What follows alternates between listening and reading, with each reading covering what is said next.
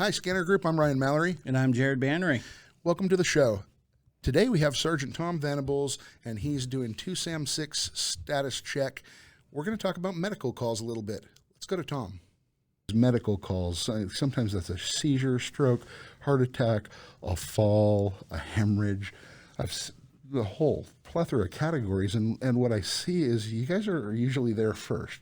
Yeah, we're just out in the field, unlike EMS who have stations, and they come from a designated area, and we could be in the vicinity. So that's why you hear us getting on scene a little quicker than EMS, and that gives us the ability to provide information of maybe the gear that they might need, or the issue that is occurring, and we can get that information back to them before they even get on scene. You guys end up with like CPR training and maybe know what to do and not do to somebody that's having a seizure and those kind of things. I post little charts about them, so maybe the members learn that, but you guys come that way. Yeah, and it's pretty amazing to go to those things and be a part of helping save someone's life, when they're experiencing some kind of medical emergency. And I've been to baby calls where babies are choking or people are choking, or so it's pretty fulfilling to get there and help to the best of our ability.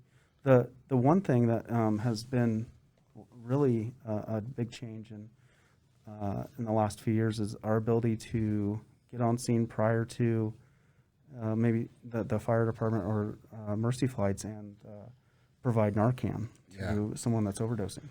And that has saved countless lives. Lots of lives. We keep it in our police cars. So, we'll get on scene on an overdose and provide the Narcan, and that saves a lot of people's lives. Somebody's kid, parent, friend makes it. No funeral.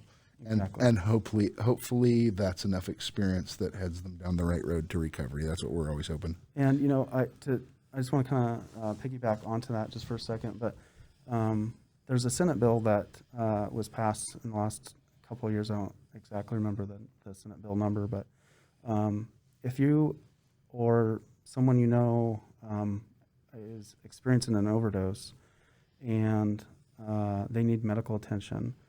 In the past, prior to the Senate bill, people would be hesitant to call and get their friends or family treatment because, let's say, they had warrants for their arrest or there was drugs in plain view and they didn't want the cops coming to their door.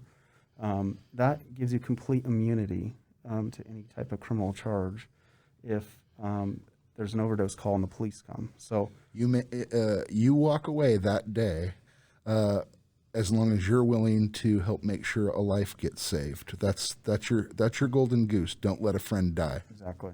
No, call us. No judgment. We are just there to make sure, like you said, someone's family member lives, and we will put the Narcan in their system as quick as we can to get them breathing. I'm going to actually mention a charity at that point. There's a fellow that's been a musician and in bands in this area for longer than I've been alive, probably. His name is David Pinsky, and his son died of an overdose, and him and his wife run an organization that does events, and they raise money to put Narcan in people's hands so that the public knows how to use it, has training, and they don't want that to happen to anybody else's son. Yeah, this wasn't last summer we had all those ODs just back to back to back to back. Yeah, it was about like maybe a little bit more than a year ago, huh?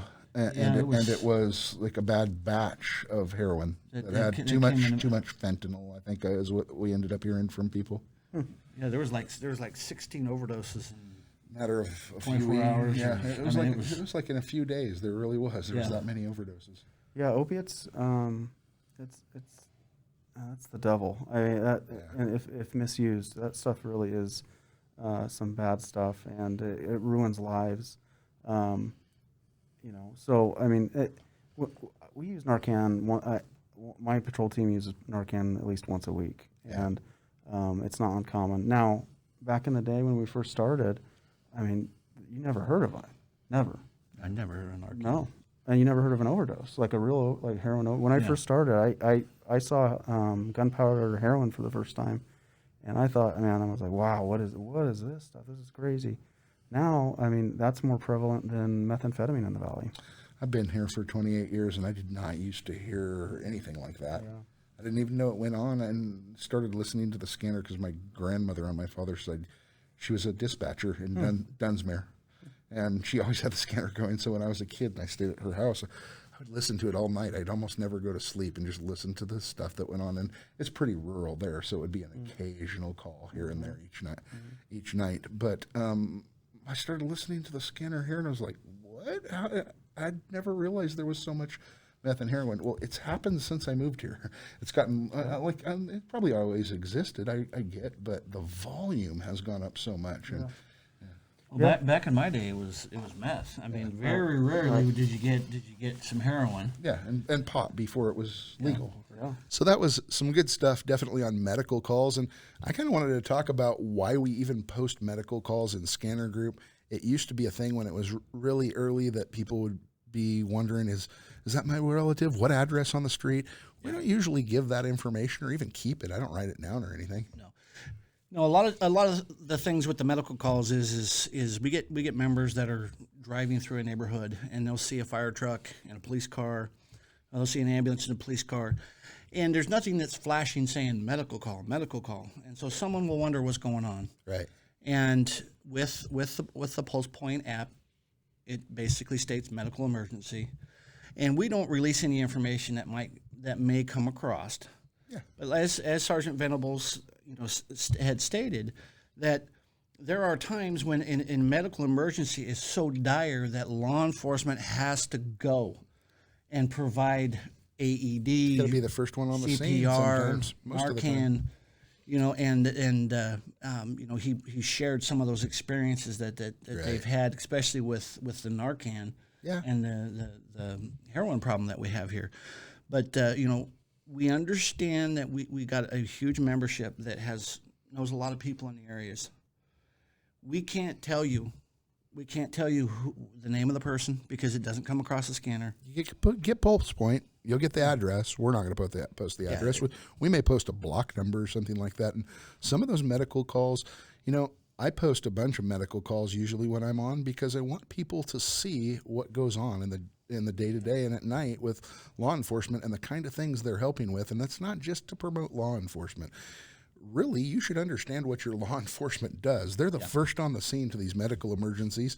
Sometimes those are domestic abuse cases and those kind of things. And I also like to post things like if a seizure comes across, I always go get the chart. What's a seizure?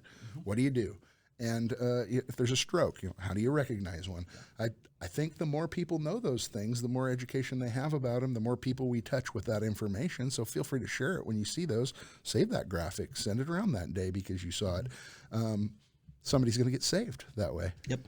And each agency has different procedures on handling medical calls. Medford's is different than Central Point's. If you're listening to the scanner, you'll hear Central Point often say no response unless requested.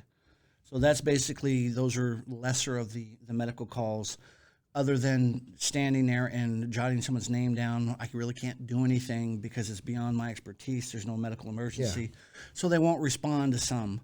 But that's how Central Point does it. Medford's might be a little bit different. I like to report on the more interesting ones too. So you'll always hear lots of fall victim. Yeah. And that's often a senior or somebody that took a spill in their home, or sometimes it's right in a retirement center, and they send out an ambulance to there. But every now and then we had a kid that fell off Phoenix High School's roof because he was up there with his friends playing around, or a fall victim off of a cliff out hiking, or when those kinds of things come across, they're interesting for sure. Yeah. So I post those ones because they're good discussion. Yeah. Other things that come across as medical calls, sometimes those are accidents, and they're already part of a motor vehicle collision or something that we reported. Yeah, a lot of times if someone's even complaining a little bit of pain, it's we're going to request medical to come out, and then they're going to do an assessment on scene to see if they need to go. Yeah, and when we've reported the motor vehicle collision, we don't report the medical call separately. It comes on over the radio as a separate 911 call. And the 911 calls, that's what's coming across Pulse Point. That's an app you can get on your phone. It'll send you messages. You'll pick an agency. I have Jackson County Fire District 5, Fire District 3, Medford Fire. It's mostly medical call and fire-related stuff. Yeah. The police calls don't really come across that unless there's a major crash from an elude or something like that. Yep. Then I'll hear it come over 911. Yep. No, it's just a very interesting dynamic between law enforcement and ambulances and fire. Yeah. When fire responds, there's a lot of different procedures. Sometimes, if somebody is passed, and it's more of a recovery, you won't get fire and medical going. It's going to be a law enforcement recovery. Yeah, they say you can hold medical. They don't need to come. Yep, and it's just sad to hear over the radio. Yeah, and use of force. If someone's hit with a taser. Yeah. If a beanbag shotguns, anything along those lines. If there's any criminality involved, I always hear police are on the scene first. Even though there's a medical call, and they're going to clear that to make it safe for medical to come in. Which a lot of major assaults. If you went to some medical school or paramedical school, you probably weren't looking to fight off a guy with the knife. Thanks for tuning in to the Scanner Group Crowdsourced Crime and Safety Podcast with Ryan Mallory and Jared Banry from ThiefHunter Labs. Make sure to subscribe today for notifications about the next show. Visit us at www.thiefhunterlabs.com or on Facebook as Thief Hunter Labs in the search bar.